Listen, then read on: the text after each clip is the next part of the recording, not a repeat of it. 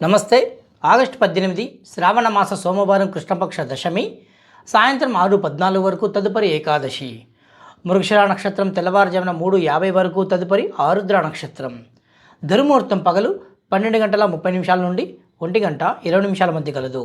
సోమవారం మృగశిర నక్షత్రం ఆనందయోగం ద్రవ్యలాభం, ఆరుద్ర కాలదండయోగం విజ్ఞం కనుక తెల్లవారుజామున 3:50 లోపు ప్రయాణాలు అనుకూలం.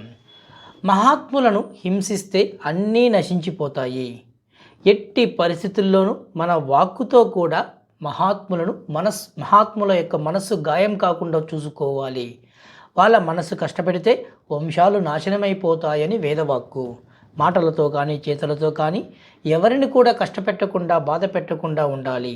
అందులోనూ ధర్మం మీద నిలబడే వారిని అస్సలు ఏ విధమైన బాధలకు గురి కాకుండా చూసుకోవాలి.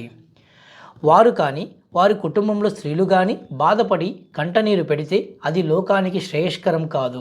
అందుకనే పవిత్రంగా జీవితాన్ని గడుపుతున్న వారిని ఎట్టి పరిస్థితుల్లోనూ బాధ పెట్టకూడదని, సాధ్యమైనంత వరకు ఏ ఇతర జీవిని కూడా బాధ పెట్టకుండా ఉండాలని గురువచనము.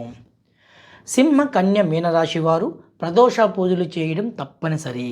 ఎందుకంటే ఈ రాశుల్లో పాపగ్రహాల యొక్క సంచార ప్రభావం వలన వీరు తప్పకుండా ప్రదోష కాలమందు శివదర్శనం కానీ రుద్రాభిషేకాలు కానీ చేస్తే అకాల ప్రమాదాలు, అపనిందలు, అవమానాలు లాంటి ఇబ్బందుల నుండి బయటపడతారు.